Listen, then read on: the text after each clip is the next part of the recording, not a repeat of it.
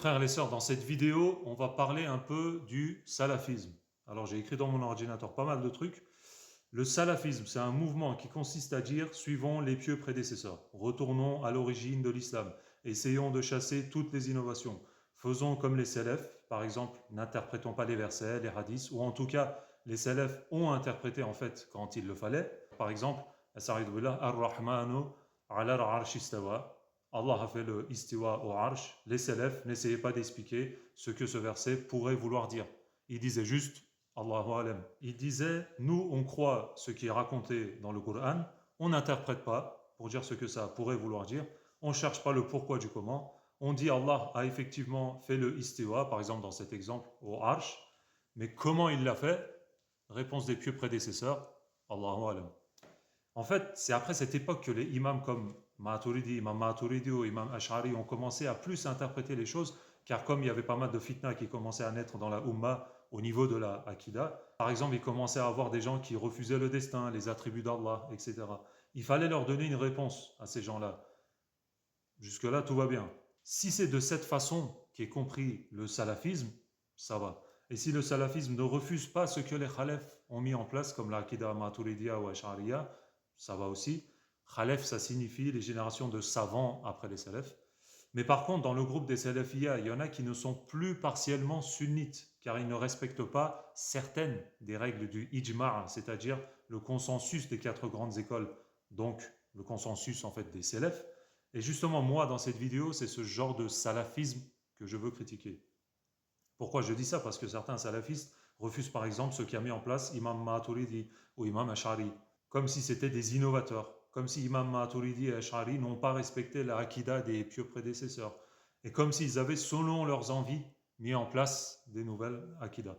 Alors que Imam Maturidi, il est dans la droite lignée de Abu Hanifa, et Imam Ash'ari dans la droite lignée de Ahmad ibn Hanbal.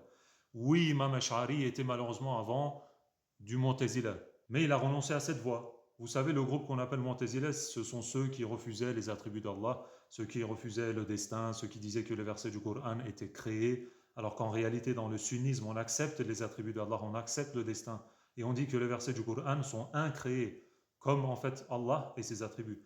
Mais Imam Ash'ari, après sa période de Mu'tazila, il est devenu un sunnite complet. Bref, le salafiyya, le salafisme en français, c'est pas un groupe homogène, si vous voulez, où tout le monde pense la même chose. Par exemple, il y a les salafistes qui n'acceptent pas les madhab, les écoles juridiques. Il y en a qui les mélangent.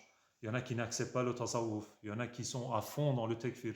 Ils disent kafir à tout le monde, un peu comme les khawarij. Il y en a qui disent à tout le monde, vous êtes dans l'innovation, vous êtes égarés, nous on a compris l'islam, vous n'avez pas compris, etc., etc.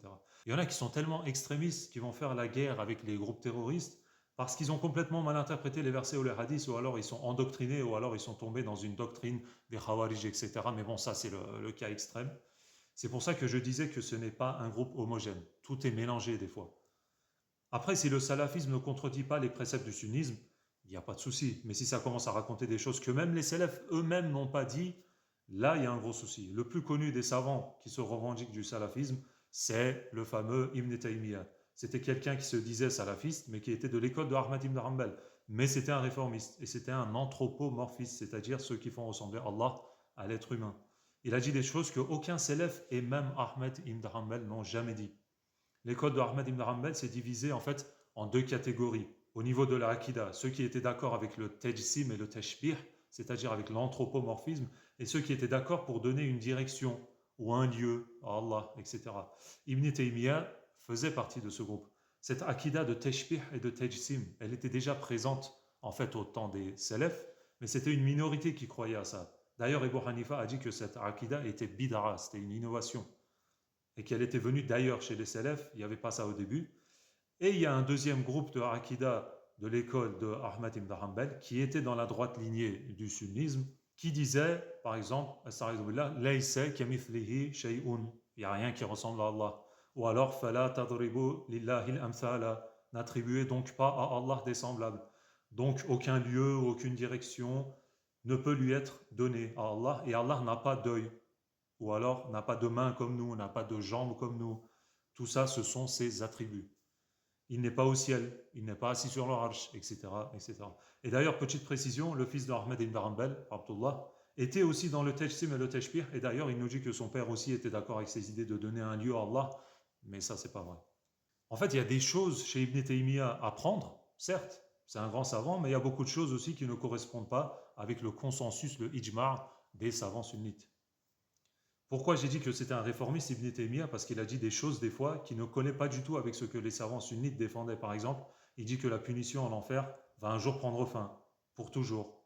On sait que pour les musulmans ça va prendre fin, mais lui il disait même pour les kafirs ça va prendre fin, que ce n'est pas infini. Il s'appuie en fait sur des preuves qui ne sont pas très solides. Après il dit dans un autre livre le contraire, donc en plus il y a des contradictions chez lui des fois, comme ça. Des fois quand on lit ses livres, on dirait qu'il fait gaffe à ne pas faire du tajsim. Des fois, carrément, il fait le contraire, etc.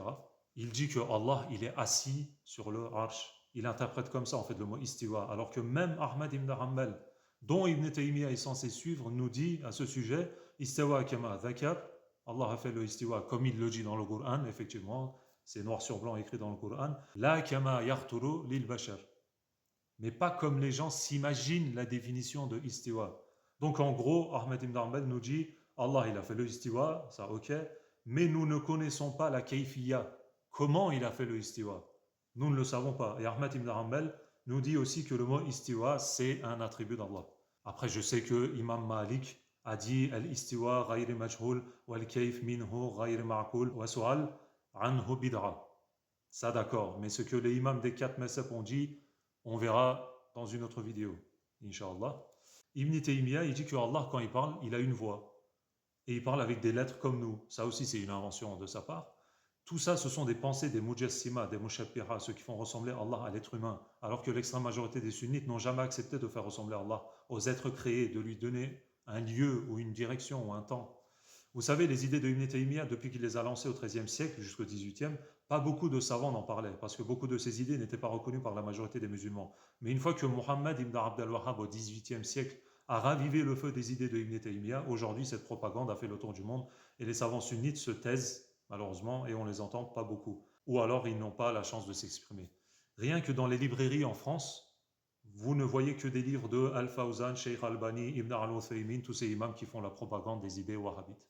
Donc en résumé, si la salafia n'est pas dans la lignée de Ibn Taymiyyah, n'est pas dans la lignée de Muhammad ibn Abd al-Wahhab, s'il n'est pas dans la lignée des takfiri, mais qui est dans la lignée du consensus des savants sunnites, ce salafisme-là est acceptable. Mais malheureusement, certains salafis aujourd'hui disent que, à part eux, les autres sont tous dans l'innovation, dans l'égarement, le maturidisme, le charisme, c'est pas bien, Allah il est assis sur le arsh, Allah ressemble à l'être humain, Allah il est au ciel, ou alors, je sais pas, voter c'est haram, être prof ou politicien ou même militaire dans un pays qui n'applique pas la charia, c'est haram, etc. Ce salafisme-là sort du consensus des 4 grandes écoles et c'est ça qui est problématique.